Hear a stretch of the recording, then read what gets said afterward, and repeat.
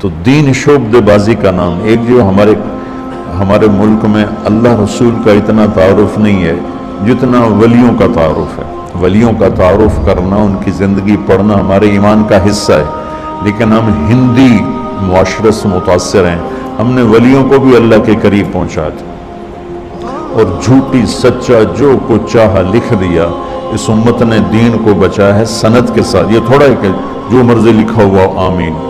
شیخ عبد القادر جیلانی رحمۃ اللہ تبارک و تعالی علیہ پیران پیر ہیں، اس میں کوئی دوسری رائے ہے ہی کہ وہ ولایت کے مقام میں سب سے اوپر ہیں، اللہ نے ان کو یہ مقام دیا ہے۔ لیکن ان کے بارے میں جھوٹی باتیں، سلام پھیرتے تھے، جب ادھر منہ کرتے تھے تو ادھر والے علماء بن جاتے تھے، اور ادھر منہ پھیرتے تھے تو ادھر والے حافظ بن جاتے تھے، اور وہ ان پڑھ کہتے ہیں سبحان اللہ۔ ارے بھائی ایسا نہیں، میرے نبی سے بڑی نظر ہے جیلانی کی، قطب سبحانی، پیران پیر، جتنے ٹائٹل دو تھوڑے ہیں، لیکن میرے نبی کے سامنے تو وہ ایک تنکے کی حیثیت نہیں رکھتے ہیں۔ ساری ولایت تو بہت چھوٹی چیز ہے، سارے انبیاء اکٹھے ہو جائیں تو میرے نبی کے سامنے کیا ہے؟ کچھ بھی نہیں۔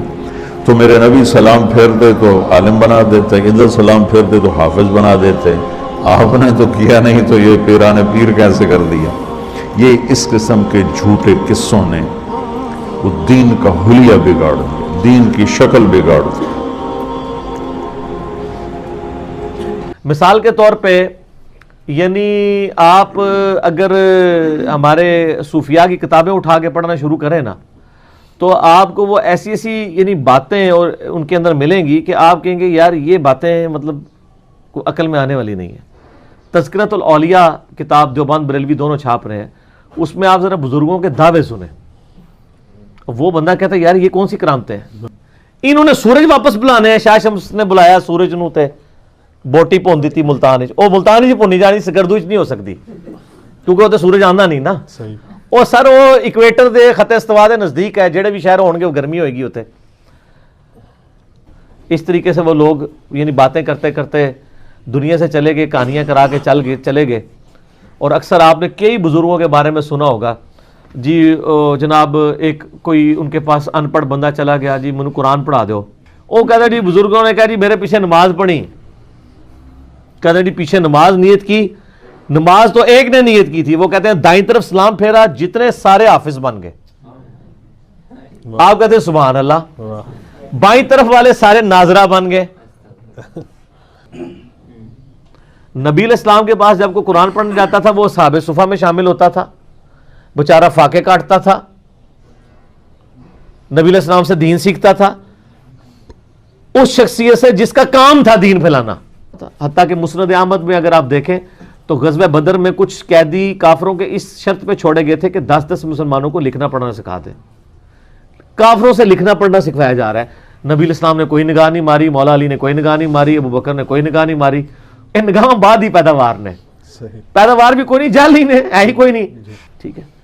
تو یہ کرامات اور یہ ان کے اوپر وہ چل رہے ہوتے ہیں، بیسیکلی وہ دیومالائی قصے کہانیوں سے دین کو وائلیٹ کرنا چاہ رہے ہوتے ہیں۔ ڈاکٹرائن کے طور پہ کرامات کو ماننا ضروری ہے کہ کرامت ایگزسٹ کرتی ہے، معجزہ ایگزسٹ کرتا ہے، اس سے تو کسی کو انکار نہیں ہے۔ ہم کہانیوں کے خلاف ہیں کہ وہ کہانیاں ثابت بھی ہونی چاہیے۔ آپ پھر ایسی سی کہانیاں کراتے ہیں کہ جن کا پریکٹیکلی پروف کوئی نہیں ہوتا، الٹا اسلام کی دشمنی کا باعث وہ بن جاتی ہیں، تو ان کہانیوں کو تو نہیں ہم مانیں گے۔ یہ کرامت کسی کے اختیار میں نہیں ہوتی ہے کہ کوئی کر کے دکھا سکے، تا وقت ہے کہ اللہ تعالیٰ کسی معاملے میں کوئی معجزہ تفویض نہ کر دے۔ جیسا کہ موسیٰ علیہ السلام کو ایک پرماننٹلی معجزہ اٹیچ تھا کہ وہ عصا پھینکتے تھے وہ سانپ بن جاتا تھا، لیکن جب پہلی دفعہ بنا اس وقت موسیٰ علیہ السلام بھی ڈر کے، قرآن پاک میں آتا ہے، اس لیے کہ ان کو پتہ ہی نہیں تھا یہ ہو جانا ہے۔ اس کا مطلب ہے کہ انہوں نے نہیں کیا تھا، خود کیا ہوتا تو اینڈ رزلٹ کا پتہ ہوتا انہیں۔ یہ تو سر حال ہے معجزوں کا۔ تو کرامات تو چھوٹی چیز ہے، وہ تو اولیاء اللہ سے ریلیٹڈ ہے۔ تفویض والا معاملہ کوئی نہیں ہوتا کہ آپ کہیں کہ کسی کی کیپیبلٹی یا کمپیٹنسی آ جاتی ہے۔ اس میں آصف بن برخیہ والا ایک واقعہ، آصف بن برخیہ کا نام تو کسی حدیث کے اندر نہیں آیا، وہ اسرائیلی روایتوں کے اندر ہے، وہ پیش کر دیتے ہیں۔ اس کی کوئی ڈیٹیل نہیں کہ وہ بندہ کون تھا، فرشتہ تھا، جن تھا، نبی تھا، اور اس کی بنیاد پہ پوری ایک ڈاکٹرائن کھڑی کی ہے میں نے اس حوالے سے بھی تخت بلقیس کے واقعے کو اس میں ڈسکس کیا. کہتے ہیں جی ایک بزرگ تھے جی, انہوں نے ایک دن بیٹھ کے حساب لگایا کہ میری زندگی کتنی ہے, تو ان کو پتہ چلا 60 سال ہے.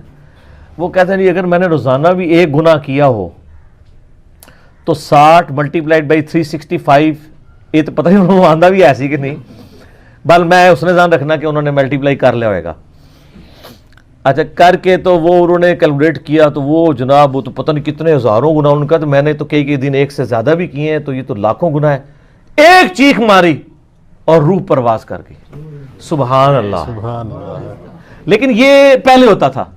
آپ لوگ پوچھتے ہیں کہ سر یہ چیخ انہوں نے ماری اور حساب کتاب سارا خود کیا, یہ آپ کو بتایا کس نے کہ یہ ہو گیا تھا؟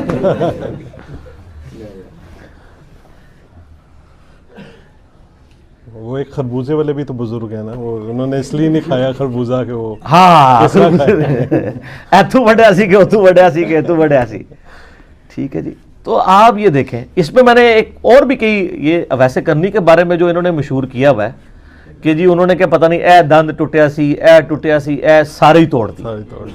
کتنا بڑا جھوٹ باندھ ہے, یعنی ایک فیبریکیٹڈ چیز ان کی طرف منسوب کی ہے, اور پھر اس پہ جھوٹ بولا ہے جی کیلا نازل ہوا ہے جی ویسے کرنے کے لیے. کتنے لوگوں میں مشہور ہے وہ کیلا سر پہلے دا ہے اللہ.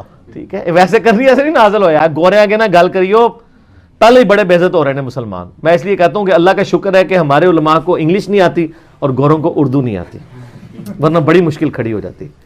ان کو اپنے مزاحیہ پروگرام جو ہے نا وہ کون سا ایک پروگرام چلتا ہے وہ حسب حال تو اردو میں چلتا ہے نا, انگلش میں وہ جو ایک ہے وہ میرے بچے دیکھ رہے ہوتے ہیں, وہ نام اتر ہے وہ جو بغیر یعنی بولے ہوئے ایکٹنگ کرتا ہے, مسٹر بین. مسٹر بین. تو وہ مسٹر بین فیل ہو جانا تھا سر. ہمارے علماء ماشاءاللہ